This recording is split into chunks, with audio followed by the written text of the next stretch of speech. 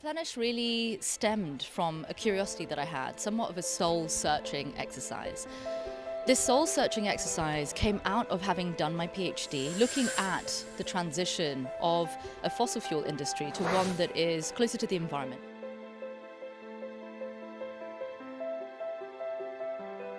But what does that actually mean? Practical sense of that is we make a mess, we clean it up in a CSR department, then we call ourselves net zero. I mean, crudely put, that is what the messaging was that I was receiving. So when I was doing my PhD in 2009 and 10, I was coming in contact with Masdar City, learning about zero carbon, zero waste. The vision was something, the application was something entirely different. Life cycle analysis wasn't involved at the degree that it could be, and so they had to change the name from zero carbon, zero waste to low carbon, low waste. And I thought, well, if zero carbon, zero waste, or just zero, net zero, is that difficult to apply? And we're really only looking at what we've created by way of waste and not what we can do to design it better. What happens when we do design something and it's not an afterthought but a forethought? What happens when it's end to end and not sustaining a status quo but looking at this as a regenerative possibility? You start well. That got me back to the business model canvas. It got me thinking about what is living in harmony with nature. I went and communed with nature. That's what I did. I spent so much time in the wild, places that humans don't walk, like the Antarctic, to places like the Sierra Nevada that they've lived in for 4,000 years, or Uluru for 40,000 years.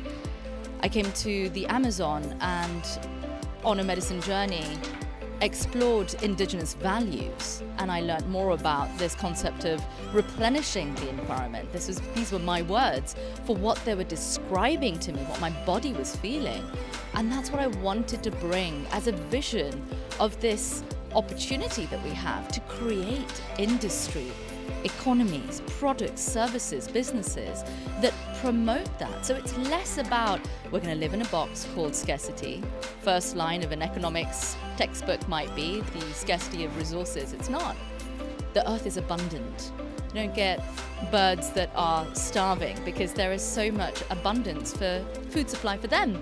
And yet the humans have created structures of distribution and logistics that have made it a difficulty for others on the planet who are also the same species. And so I found it really intriguing to explore this concept of net positive or nature positive in the context of business, applying it across projects, working with 120 organizations, 90 different countries, looking at the governmental factors that were about the strategic transition away from fossil fuels as a bridge. We're not there yet, that's okay. We don't have to point fingers and say you're guilty of. I think it's an opportunity to say that this is being done really well over here. How might we also change the concept and apply this over here, or be even more imaginative?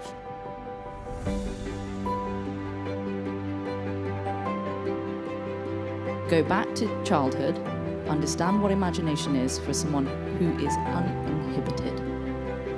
Reality is limited by your imagination and the power of your imagination. If you think you can, you can. If you think you can't, forget it.